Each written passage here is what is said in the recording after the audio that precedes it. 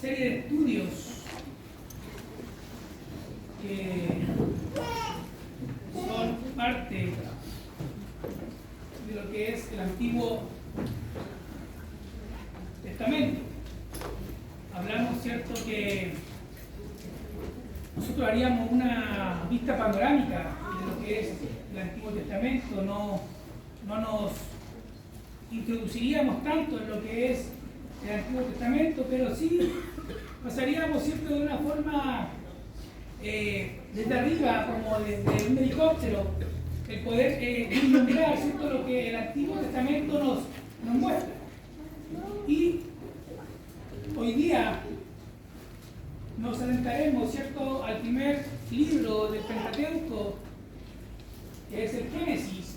Bueno, el Génesis pretendo enseñarlo en dos estudios, debido a su cantidad de información, la cantidad de capítulos y la cantidad de verdades y conocimientos que nos aporta el Génesis a nuestra vida como creyentes, como parte del pueblo del Señor. Bueno, el libro de Génesis es el primer libro de la Biblia, ¿cierto? Y a su vez es el primer libro que conforma el Pentateuco. ¿Recuerdan que era el Pentateuco, cierto? Amén. Bien, comentamos nosotros, ¿cierto?, que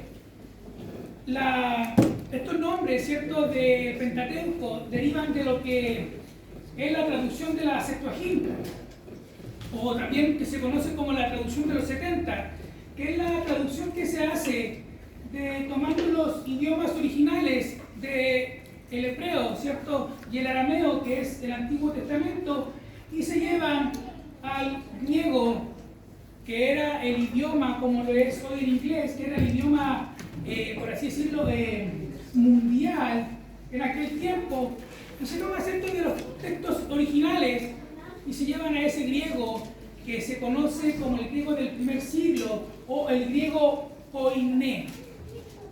¿Por qué el griego koiné? Porque el griego actual no es o no tiene mucha similitud con el griego del primer siglo con el griego actual. Por ejemplo, hay una palabra, la palabra dunamis. En el primer siglo la palabra dunamis significaba poder o facultad de hacer algo determinado, pero en la actualidad la palabra dunamis deriva de la palabra dinamita. Entonces las palabras también van sufriendo un cambio. Por ejemplo, la palabra gay hoy se asocia a lo que es el homosexualismo.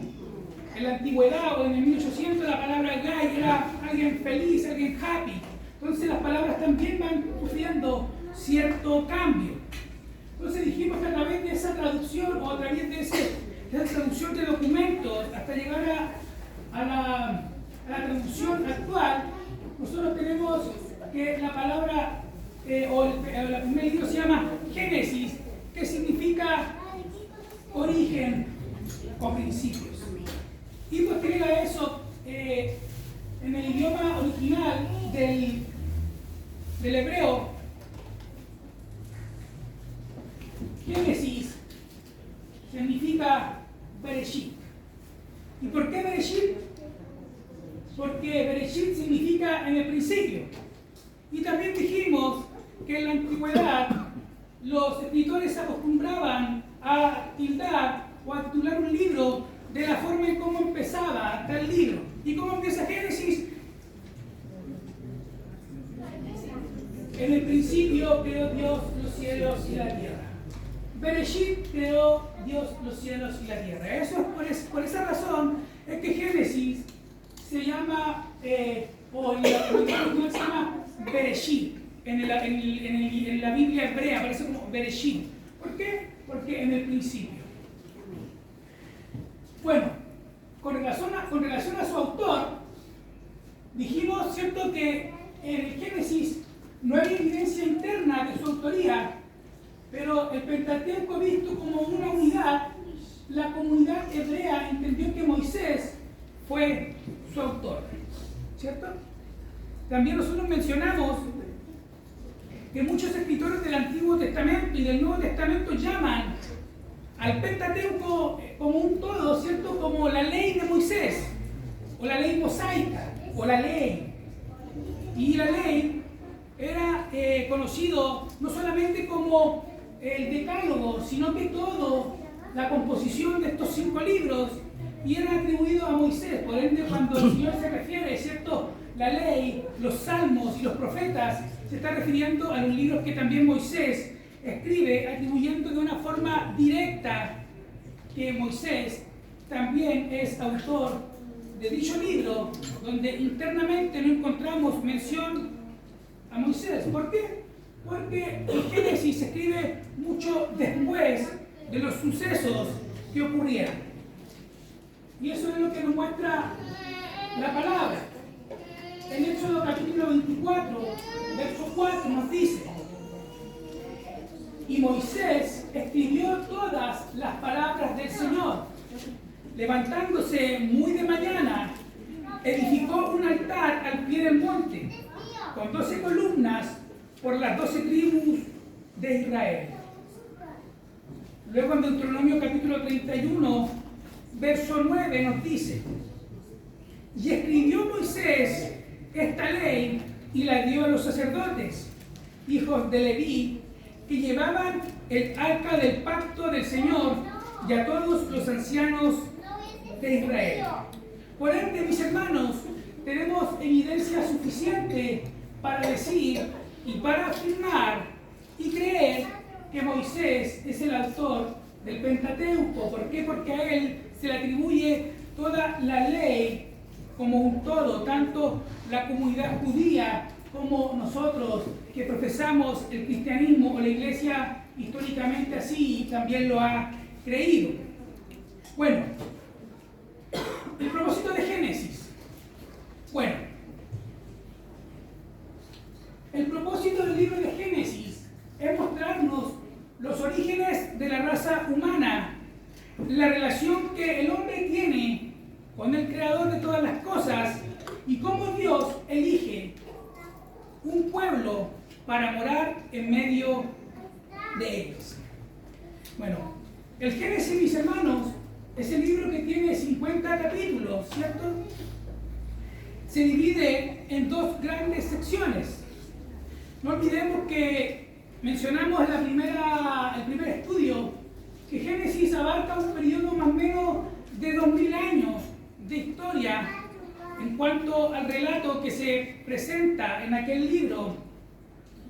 Y el Génesis, como libro, tenemos 2 divisiones bastante grandes,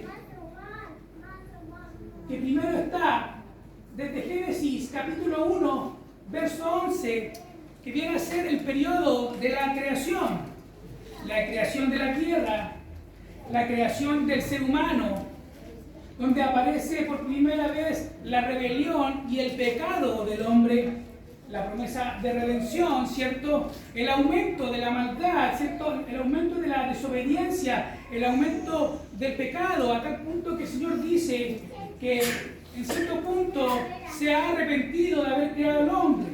Bueno, también sabemos que Dios no se arrepiente, por ende la traducción actual o los idiomas más cercanos hablan de un pesar, que Dios se dolió por el hecho que creó al hombre, se dolió en su corazón.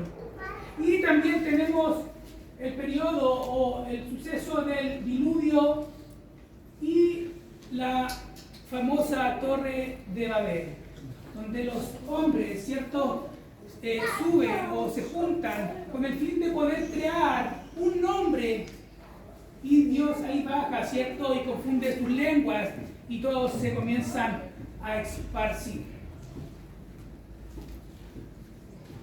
Posterior a eso, desde Génesis capítulo 1, verso 12 al verso 50, tenemos lo que se conoce como el periodo patriarcal. Acá nosotros vemos el llamamiento de Abraham, el pacto que Dios hace con Abraham y con su descendencia, pacto en el cual nosotros también estamos siendo partícipes. No olvidemos que Abraham dice que todas las naciones de la tierra serían benditas por medio de él, refiriéndose a esa simiente de Abraham, nuestro Señor Jesucristo. Posterior a eso también tenemos el cumplimiento y la fidelidad a esa promesa, con el nacimiento de Esaú, ¿cierto? Perdón, de Isaac. De Isaac. Isaac, ¿cierto? Es la promesa, o es el cumplimiento de la promesa de Abraham. Cuando no podía tener hijos, ¿cierto? A los 100 años, Dios le da un hijo y dice que Sara, ¿cierto? Se ríe porque a sus años de vejez ella no podía dar a luz. Y Isaac viene a ser el cumplimiento de esa promesa, la cual derivan Jacob y Esaú, ¿cierto? Y toda la descendencia de las 12 tribus. Y el periodo y el comienzo de la esclavitud de Israel en Egipto. Bueno, eso de cierto modo, en cierta forma bien panorámica y resumida, eso es lo que abarca un poco el Génesis. Bueno, lugar geográfico. Bueno, esto es importante. ¿Por qué? Porque no sé si alguno de ustedes está familiarizado con esta zona geográfica. ¿Sí? ¿No? Bueno, aquí nosotros tenemos lo que es el mar Mediterráneo. Acá tenemos el río Nilo, ¿cierto? Acá tenemos Egipto. Acá tenemos el río Éufrates y el río Tigris. Acá tenemos Mesopotamia. Y este sector, mis hermanos, es un sector completamente importante en lo que es las Sagradas Escrituras. Esto en la actualidad se conoce como la media luna fértil. La media luna fértil, o una tierra donde emana leche y miel. ¿Y por qué es importante, mis hermanos? Porque es aquí donde se desarrolla todo el Génesis. En Mesopotamia se desarrolla lo que es desde el capítulo 1 al capítulo 11 del Génesis.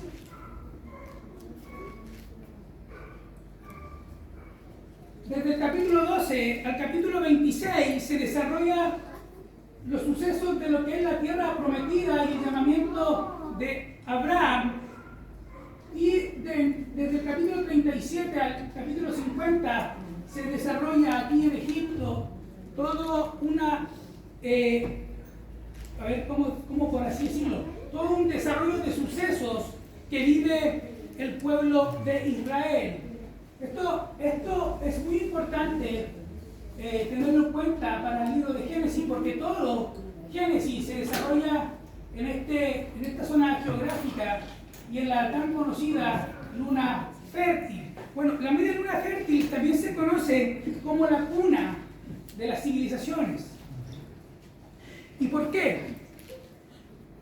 Porque este lugar es rico, es muy rico en cuanto a su suelo debido a la cantidad de agua que proviene tanto del río Éufrates como del río Tigris. Lo hace fructífero, y ahí eso calza con la promesa que Dios le hace a Abraham, que le daría una tierra donde fluye leche y miel, una tierra, un lugar completamente abundante de bienes y de riquezas. Bueno, mis hermanos, otro dato bastante importante es que según la zona geográfica y los relatos de la Biblia, es muy probable que este fue el lugar donde históricamente estaba el Edén. Por la mención que nos hace el Génesis, es muy probable que este sea el lugar donde se encontraba el Edén. Y históricamente, mis hermanos, eso es algo que nosotros no podemos negar. Tú cruzas la Biblia tú cruzas los sucesos, tú cruzas la historia y puedes ver que la Biblia tiene completa veracidad, mucha veracidad.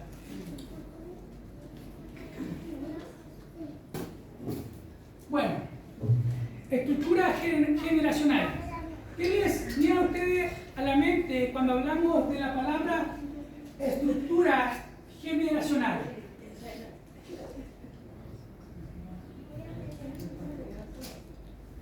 Ya.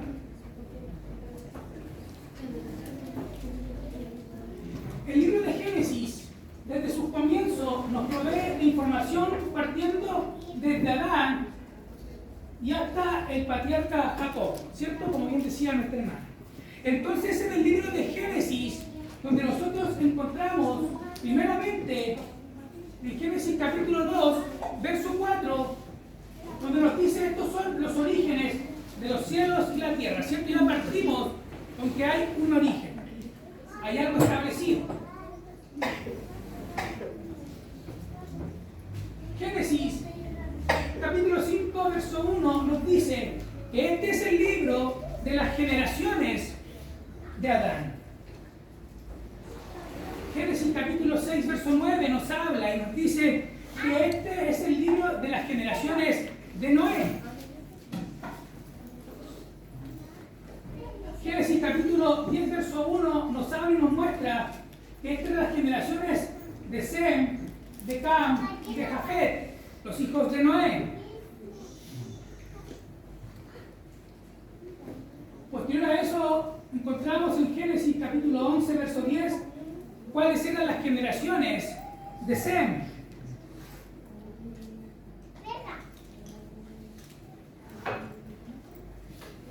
Génesis capítulo 11, verso 27, las generaciones de Taré. Luego, en Génesis 25, capítulo 25, verso 12, nos habla de las generaciones de Ismael, el otro hijo de Abraham. 25, 19 nos habla de las generaciones de Isaac. En el capítulo 36, verso 1 y el verso 9 nos habla de las generaciones de Esaú. Y en Génesis capítulo 37, verso 2 nos habla de las generaciones de Jacob o del patriarca Jacob. Información que pareciera no ser muy relevante, ¿cierto? Hoy les hago la pregunta: ¿qué importancia tienen las generaciones en Génesis? La verdad, o quizás el autor quiso hacer más abultado su libro, llenarla de información. Bueno, mis hermanos, probablemente que para el lector que no está muy familiarizado o que no es mucho de leer con claridad o con dedicación su escritura, estas no fuesen muy relevantes, ¿cierto? Sino más bien pudiesen ser como datos que el escritor quiso dejar ahí. Pero mis hermanos, estas generaciones vistas en la diapositiva anterior tienen mucha importancia. Mucha importancia. ¿Por qué? Porque tanto Mateo, en el capítulo 1, verso 1 al verso 17, y Lucas, capítulo 3, verso 23 al 38, hablan y muestran toda esta generación de personas las cuales estamos mencionando. El Evangelio de Lucas nos muestra una genealogía de Cristo hasta Adán. Y el Evangelio de Mateo nos muestra una genealogía de 28 generaciones, partiendo desde Abraham. Bueno, ¿y por qué, mis hermanos? Bueno, esto es debido al propósito que cada autor de los evangelios quería transmitir a su audiencia. Mateo escribe a una comunidad judía con el fin de mostrarles a ellos que el Mesías prometido, que el Mesías redentor, que el Cristo, que el ungido venía de Abraham y empieza a trazar toda la genealogía desde Abraham hasta llegar al Cristo prometido. Cristo es el cumplimiento de la promesa de Abraham. Es más, si puede alguno ir a su Biblia, en Mateo capítulo 1, verso 1 dice: y estas son las genealogías de Jesucristo, hijo de David, hijo de Abraham. Por ende, el autor de los evangelios, cuando está escribiendo su evangelio, él tiene y él hace uso de lo que es Génesis, las genealogías de Génesis. Y Lucas, cuando escribe a un gentil. De hecho, él dice, cuando empieza su evangelio, él dice: oh, excelentísimo Teófilo, a mí me ha parecido reunir toda la información, todas estas cosas, con el fin de que sepan los sucesos que están ocurriendo en este lugar. Y empieza después, y empieza a trazar la genealogía de Cristo hasta Adán, para decirnos, para mostrarnos que Cristo es el cumplimiento de la promesa hecha a la mujer, que la serpiente aplastaría, que el hijo de la mujer aplastaría la cabeza de la serpiente, hecho ocurrido en el madero de la cruz. Por ende, mis hermanos, la información que nos proveen los libros no está por simple casualidad, sino que nos aportan información rica para satisfacer nuestra alma y nuestra confianza en el Dios de las promesas, en el Dios del pacto, en el Dios fiel y verdadero, porque fiel es el que prometió. Fiel es el que prometió. Ahí debe estar puesta tu esperanza, amado hermano, amada iglesia, solamente en el Dios del pacto. No en mi persona, no en tu esposo, no en tu hijo, solo en el Dios del pacto.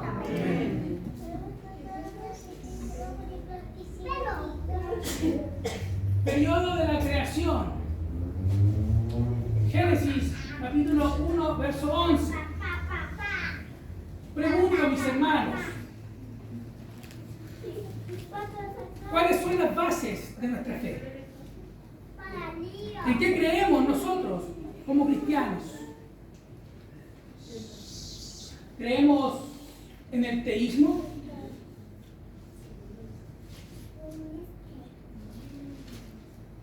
¿Somos ateístas? ¿O somos deístas o deísmo? ¿Cuál creen ustedes que es la base de nuestra fe? Pregunto, ya que entiendo que hace más o menos un año tuvieron clases, ¿cierto?, con el pastor Richard de teología sistemática, y estos términos deben haber sonado. Entonces, teísmo, ¿somos teístas? ¿Sí? ¿No? No somos teístas, ¿ya? ¿Somos ateístas? No. ¿Somos teístas? No. Entonces, ¿cuál somos? Teístas. Amén. Si somos teístas, mis hermanos, nosotros creemos en el teísmo. ¿Por qué? Porque el teísmo es la creencia de un ser superior que creó todas las cosas. El ateísmo, partiendo que la S es una negación, niega la existencia de ese ser superior. Y el teísmo postula y dice que hay un ser superior que creó las cosas, pero abandonó su creación a su simple libertad. Como se usa el ejemplo del relojero, que crea el reloj, le da cuerda y el reloj comienza a funcionar por sí solo. Entonces nosotros somos teístas. Y eso es lo que nos muestra Génesis. Nos muestra a un Dios creador de todas las cosas, que le dio curso a todas las cosas. Entonces, partiendo que esa es la base de nuestra fe, que nos provee Génesis, ahora nos aparece siguiente pregunta: ¿en qué creemos? ¿Creemos en el monoteísmo o creemos en el politeísmo? Monoteísmo. Monoteísmo y politeísmo. Claro, somos una religión monoteísta. ¿Por qué? Porque la palabra poli, ¿cierto?, es una palabra compuesta que habla de la palabra poli, muchos, y teísmo o teos, Dios, muchos dioses, y nosotros creemos en un solo Dios, que es Jehová de los ejércitos. Entonces Génesis nos muestra esta realidad: una fe completamente monoteísta, la existencia de un solo Dios, el cual es el Dios de Israel y el Dios del cristianismo, de los cristianos, en el cual está fundada nuestra fe y lo que nos muestran las escrituras a nosotros. Entonces, avanzando, el periodo de la creación nos muestra una realidad monoteísta: Dios creador, Jehová el Shaddai, Jehová todopoderoso.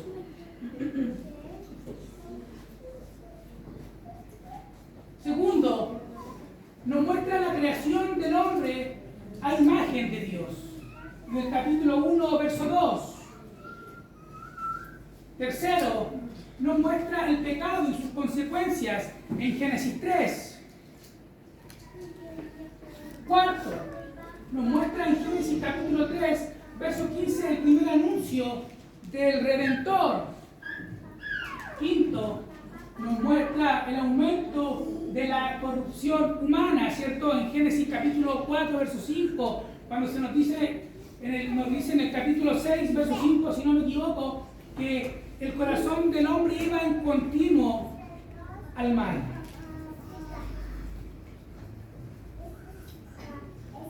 Como sexto, en el capítulo 6, verso 9 al capítulo 8, se nos habla del diluvio. Bueno, ¿y qué podemos decir en cuanto al diluvio universal, mis hermanos? Bueno, es mucho lo que nosotros podemos decir en cuanto al diluvio. ¿Por qué? Porque existen más de 200 relatos en diversas civilizaciones que hablan de la existencia de un diluvio. Hablan de que hubo una catástrofe por agua o por abundancia de lluvias. Son relatos históricos que hablan de ese diluvio, que ocurrió un hecho por agua o una destrucción por agua. Bueno, las escrituras nos da esa claridad, y otras civilizaciones hablan también de este hecho, pero no lo cuentan de la perspectiva en la cual lo conocemos, pero eso afirma que el diluvio realmente existió y sucedió. Por ende, le da también veracidad a nuestra palabra. Como séptimo, vemos en Génesis capítulo 9, ¿cierto?, que Dios mantiene su promesa. El arco iris nos habla, ¿cierto?, como señal de ese pacto que hace con Noé. Y en el capítulo 10, verso 11, nos habla y vemos el origen de las naciones, ¿cierto?, tanto de Sem, de Can y de Jafet, el hijo de Noé.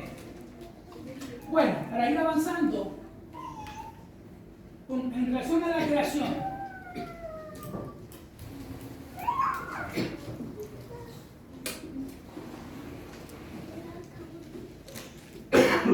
en el día 1 nos dice la escritura que la luz hace aparición, ¿cierto?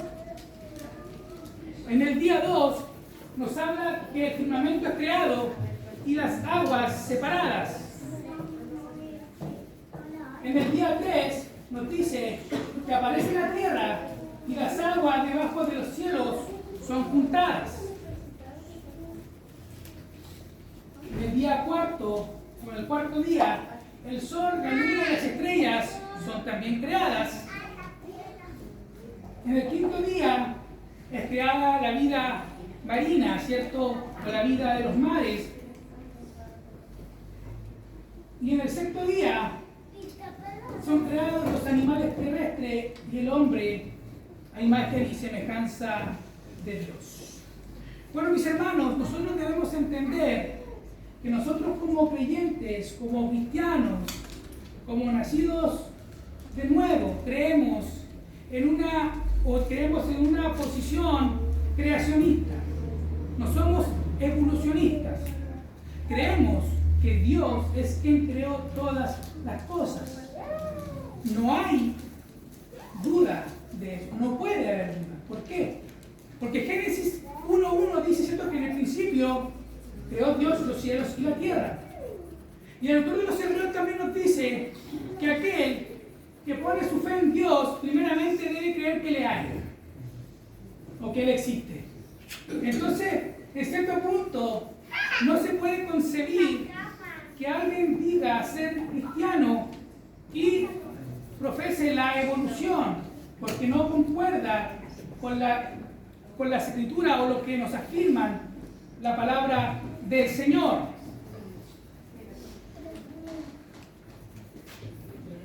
Génesis capítulo 1, verso 21 nos dice: y creó Dios los grandes monstruos marinos y todo ser viviente que se mueve, de los cuales están llenas las aguas según su género, y toda ave según su género, y vio Dios que era bueno.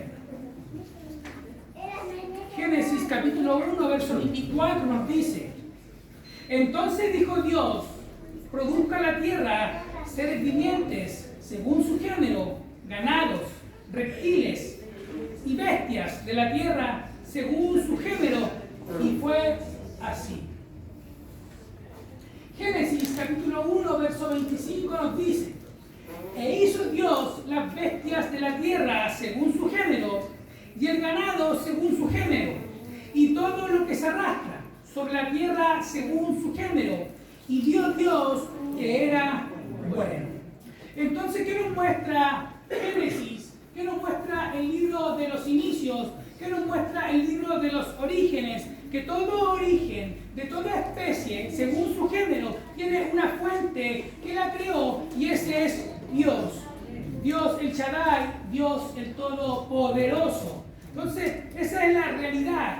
¿Y por qué, mis hermanos, debemos entender o comprender cierto punto en cuanto a esa creación o el creacionismo de 6 días? Bueno, todo tiene un porqué, mis hermanos.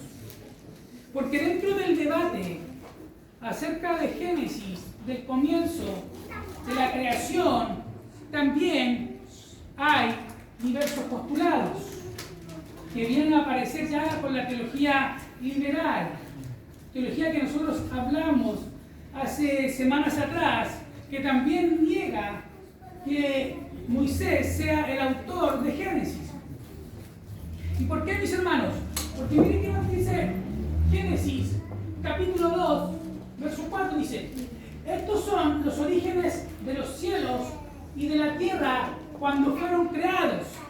Dice, el día en que el Señor hizo la tierra y los cielos. Bueno, ¿qué tiene que ver todo esto, mis hermanos? Bueno, lo siguiente.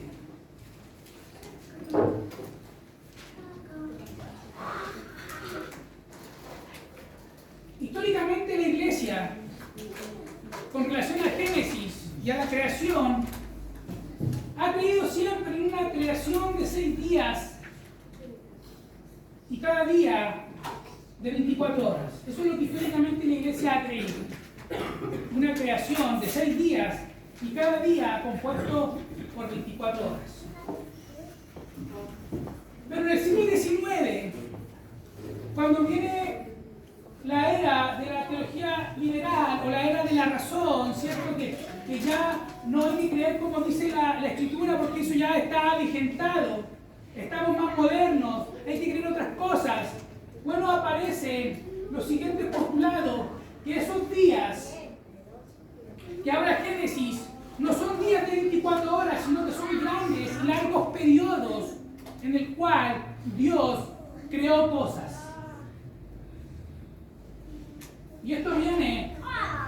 de la mano de geólogos del siglo XIX que también creían en la Biblia. Pero históricamente, y como nosotros somos una iglesia que toma la historia, creemos que lo más cercano de la iglesia tiene más peso de lo que aparezca novedoso el día de hoy, históricamente creemos y afirmamos en una creación de 6 días y cada día de 24 horas. ¿Por qué? Porque creemos que nuestro Dios es un Dios poderoso que abre su boca y todo es creado. No necesita largos periodos de tiempo para crear. Él dice y las cosas son. Eso es lo que debemos decir el día de hoy, mis hermanos, en relación a los primeros 11 capítulos de Génesis. Es más información, pero no es mi intención, mis hermanos, hacer algo tan denso, tan pesado. La idea es proveer un poco de conocimiento el cual nos permita abordar de forma tranquila, calmada, simple lo que es nuestra Biblia. Ese es el propósito de estos estudios. Que no tengamos la necesidad de que venga un maestro, un académico, mis hermanos. La Biblia dice que la palabra es sencilla y hace sabio al sencillo también. Dios proveyó su palabra para su pueblo y todo su pueblo la puede entender. No esperemos que venga alguien a enseñarnos las escrituras. Nosotros de forma personal también estamos capacitados, tenemos el mismo espíritu para acercarnos a la Biblia y entender los misterios que hay en ella, siempre y cuando cuidándonos de no caer en la especulación. Porque también dice en Deuteronomio capítulo 29, verso 29, que las cosas secretas pertenecen a Dios, mas las reveladas son para nosotros y nuestros hijos. Cuidémonos de caer en especular, pero sí tomemos los datos que se nos muestran históricamente para poder hacer un estudio devocional práctico para nuestras vidas. Le invito a cerrar los ojos y que podamos orar. Padre, damos gracias por tu amor, damos gracias por tu misericordia, damos gracias, Señor, porque nos das acceso, Padre amado, a poder aprender cada día más. Gracias porque has dado hombres, has dado maestros, Padre amado, a lo largo de la historia que nos